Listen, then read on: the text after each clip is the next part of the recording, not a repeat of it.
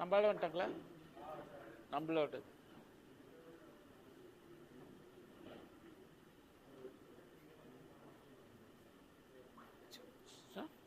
Start.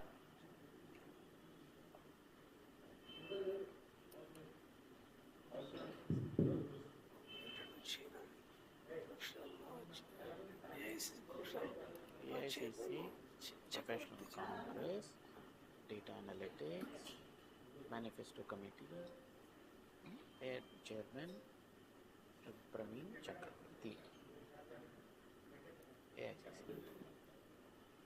ఈరోజు పత్రికా విలేకరుల సమావేశానికి మనకు ముఖ్య అతిథిగా చేసినటువంటి chief guest AICC professional Congress chairman manifesto committee chairman ఉన్నటువంటి పెద్దలు చక్రవర్తి గారు, అలాగే పిసిసి ఉపాధ్యక్షులు సీనియర్ కాంగ్రెస్ నాయకులు వి గురునాథన్ గారు, అలాగే ప్రొఫెషనల్ కాంగ్రెస్ ఆంధ్రప్రదేశ్ శాఖ అధ్యక్షులుగా నియమితులైనటువంటి పిఎన బోస్ గారు, ప్రదేశ్ కాంగ్రెస్ కమిటీ ప్రధాన కార్యదర్శి కృష్ణ గారు, అలాగే మైనార్టీస్ కాంగ్రెస్ ఏపీసీసీ అబ్జర్వర్ ఉన్నటువంటి సోదరులు షేక్ బాజీ గారు, మీరు కాంగ్రెస్ సోదరులకి పాత్రికేయ మిత్రులారా, ఈరోజు వారు ఢిల్లీ నుంచి వచ్చారు. వారి యొక్క అంశాలు మీకు తెలియజేస్తారు. You will translate later to Telugu or needed? Not needed. Not required. Not required. Okay.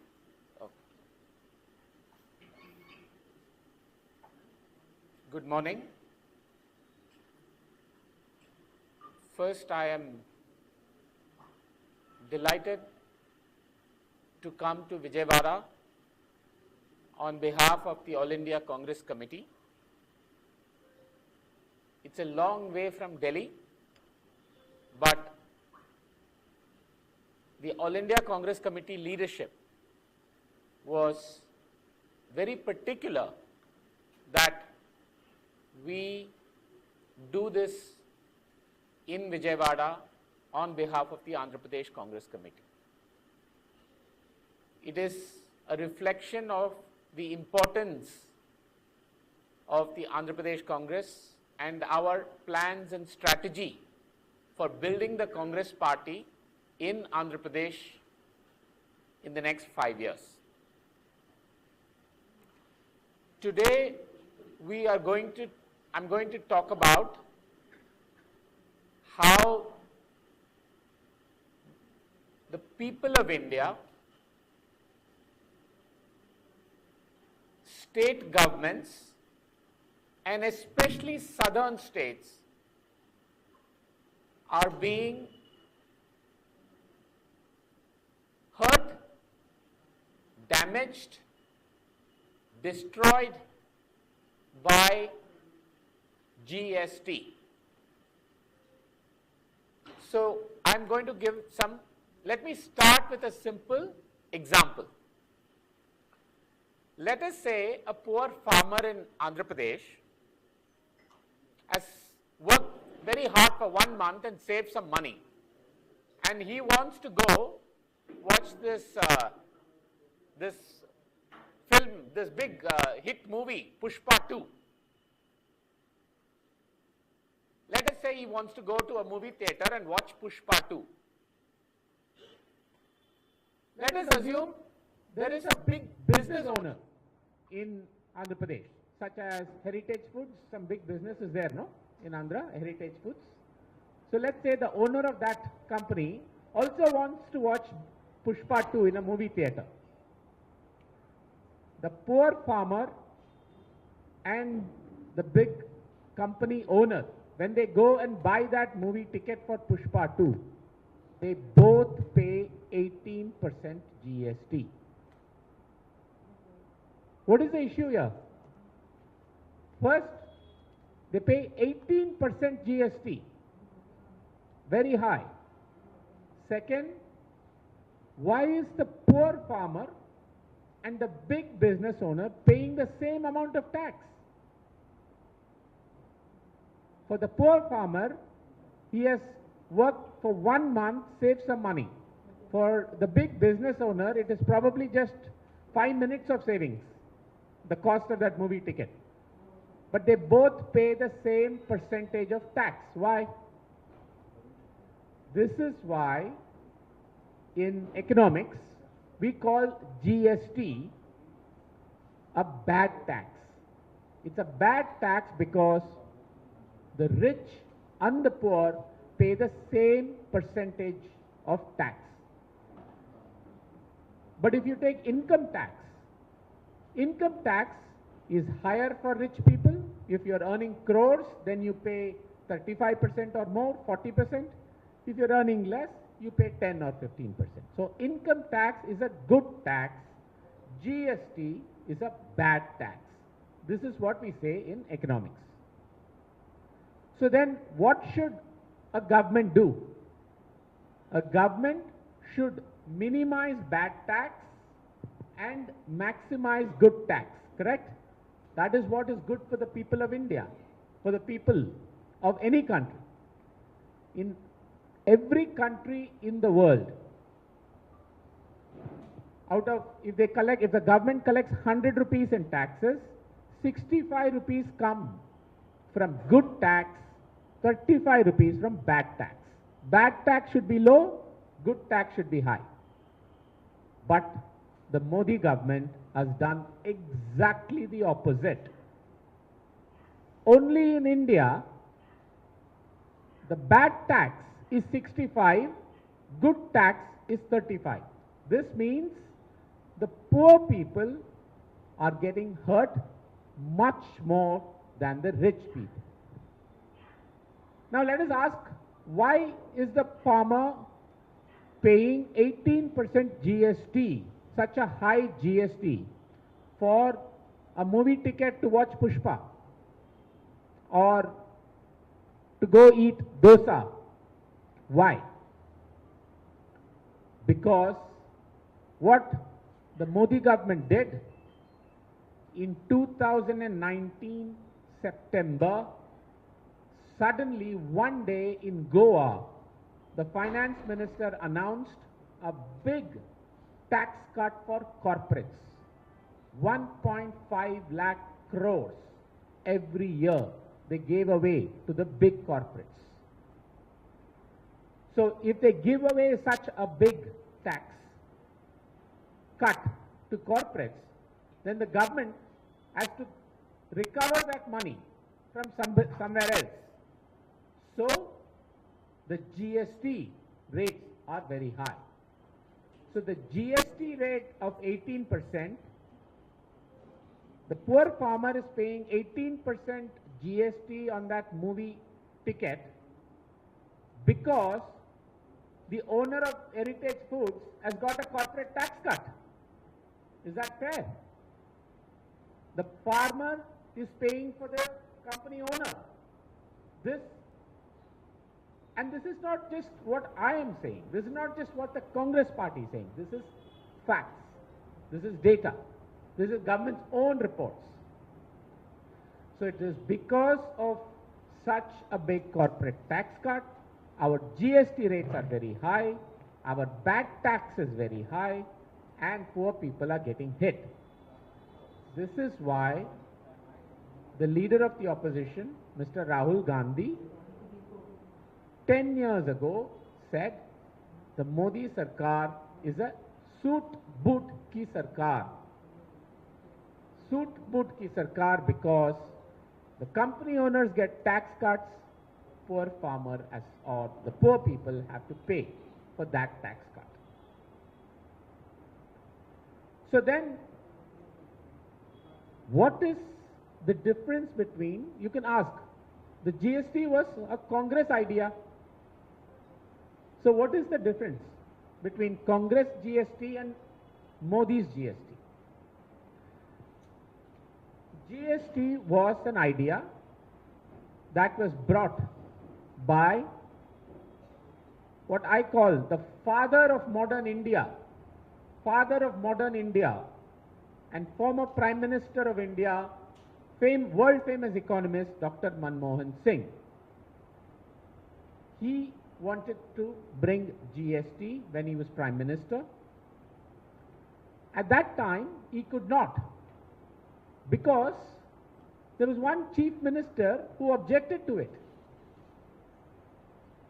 That Chief Minister said, no, we should not have GST. And that Chief Minister was Narendra Modi, Chief Minister of Gujarat at that time. Suddenly, in 2017, the same Narendra Modi very quickly launched GST on April 1st, 2017.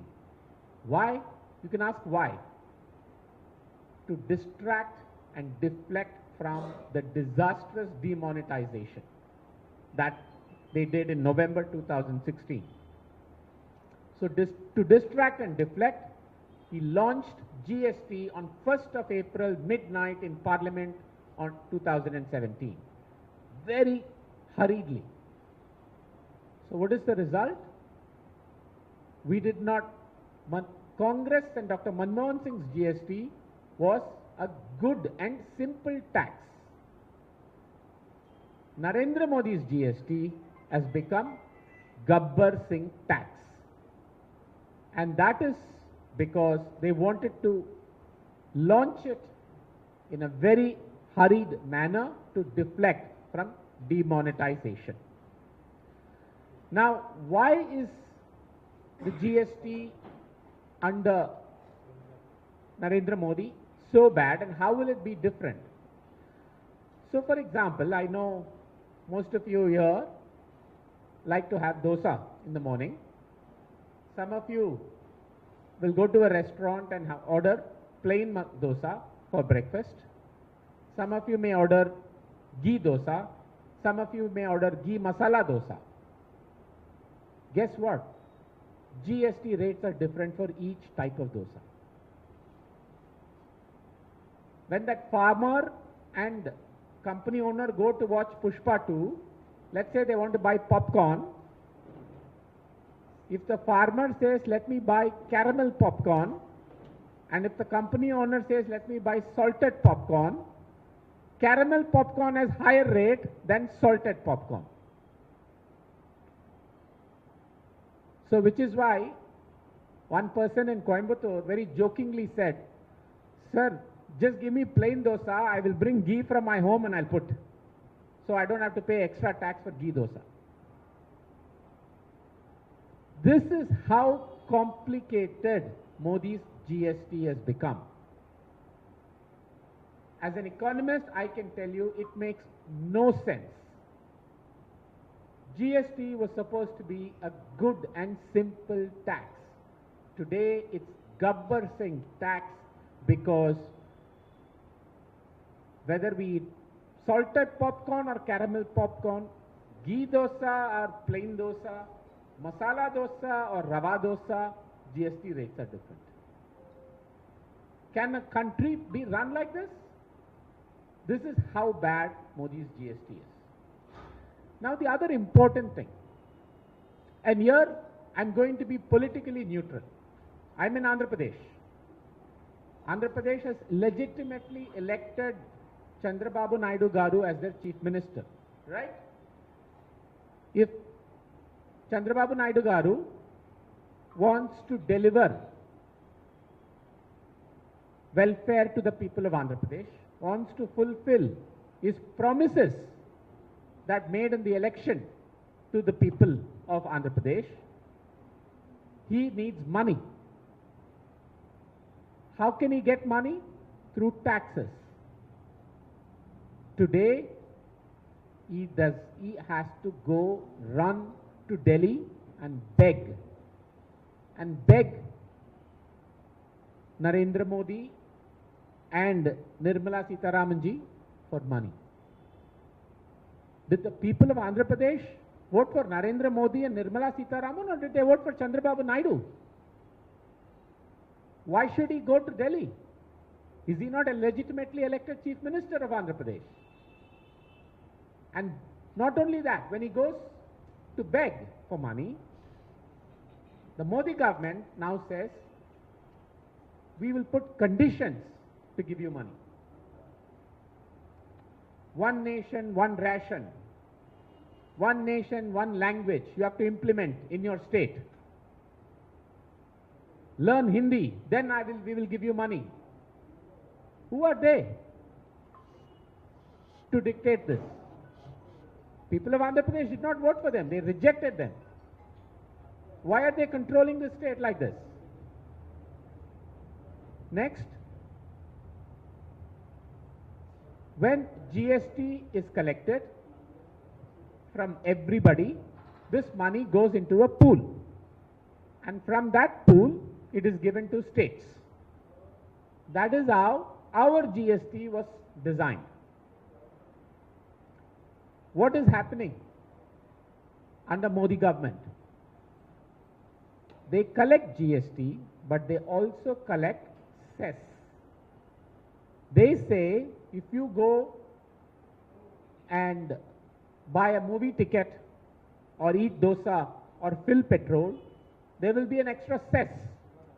And that cess will not be given to the states, it will be kept only by the central government. So they collect money from the people of Andhra Pradesh, but because they don't want to give that money back to Andhra Pradesh, they charge it as cess, and cess will not be given to the states. So cess revenues has increased from 10% to 14% under Modi government. If cess revenues increase, that means states get less money. That means the state of Andhra Pradesh gets less money. They pay taxes, but the tax goes to the center, does not come to the state. Less money comes to the state. This is the other way that Modi's GST is Gabbar Singh tax not only for people but also for state governments, also for southern states, especially southern states where we pay more taxes but the center does not give back as much. So then you may ask, what do we demand? What is the Congress party's demand? The Congress party, we had a manifesto that I was part of the manifesto committee, where for the 2024 parliament elections, Lok Sabha elections, we had a full section on what are the demands and what Congress party will do if it is elected to power. So in the 2024 Nyay Patra, the Congress party first said, our first promise was, we will bring a new GST, GST 2.0, which will have one single low rate of tax. Not 18% to go watch Pushpa 2. Single, not different taxes for ghee dosa and masala dosa and plain dosa. Simple, single, small tax rate. Simple, single, small GST tax. Second, no GST on agriculture inputs. That was our second promise in the manifesto. Third, GST that is collected, we said a portion of it will be allocated directly to panchayats and municipalities. So city congress presidents and city congress people can also, if they are in the municipal government, can get GST money directly.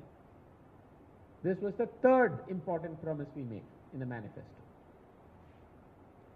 Fourth, like I explained, so that they don't have to give the money to the state governments. We said we will limit cess to maximum of 5%. We will have a rule that says cess cannot be more than 5% of total GST tax revenues. Today it is 14% by the Modi government. Number 5, GST decisions are taken in a GST council. They say every state has a representation, but that is only a half truth. The power, the veto power for the GST council. So the center controls the GST council. Our promise was we will redesign the GST council and give more powers to the states. And finally, we said GST collection, tax collection. Today, people of Andhra Pradesh, if they are paying GST, why should that tax be collected by center's tax administration? Why not the state tax administration? So we said the GST administration will be shared between state and center. So I must tell you that in the last budget, after the last parliament election, when Finance Minister Nirmala Sitharaman presented the budget, she was very kind to take 3 ideas from the Congress party's manifesto and announce it in the budget. We had proposed apprenticeship scheme for youth. Finance Minister Nirmala Sitharaman announced it in the last budget. We had proposed employment-linked incentive scheme. Finance Minister Nirmala Sitharaman announced it in the budget. We had proposed removal of angel tax. Finance Minister Nirmala Sitharaman announced it in the budget. Like that, we today, on behalf of the Congress party, I request Finance Minister Nirmala Sitharaman ji, on behalf of the people of Andhra Pradesh, I request Finance Minister Nirmala Sitharaman ji, just like you took some good ideas from us for the last budget, please take these 5 ideas from our manifesto for this budget. Please make GST small. Give more powers to the state of Andhra Pradesh and other states for GST. Don't make them come and beg for money. Do not tax the poor people through GST much higher because you have given corporate tax cuts. Change that. Make it low, give more powers. There are 5 clear points that we have in the manifesto. So on behalf of the people of Andhra Pradesh, I request Finance Minister Nirmala Sitharaman ji will be glad to give these ideas. We'll be glad to give these ideas.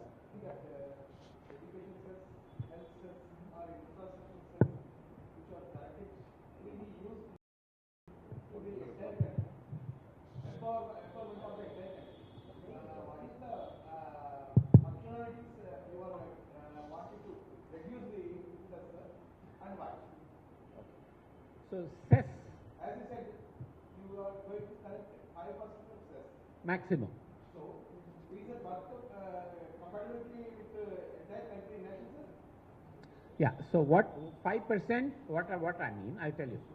So for example, if the center puts a cess, that money does not have to be shared with the state. That money does not have to be shared with the states.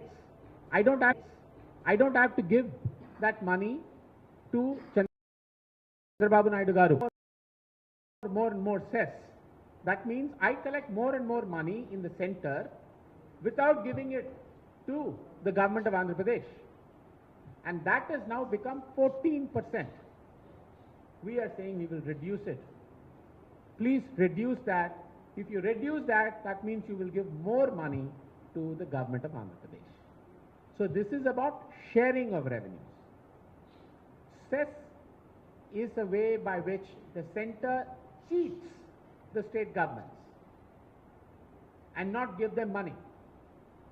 We are the only country in the world where a legitimately elected chief minister somewhere to beg money. Why? And cess makes it even more difficult. So we are saying, and that is why I said this is not political, because we are not in government in Andhra Pradesh.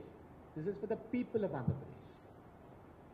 Reduce cess, give more money to the states.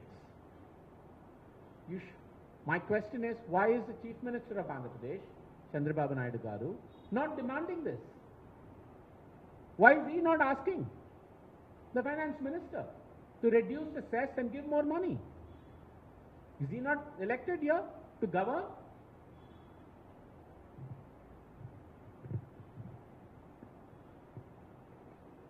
Thank you.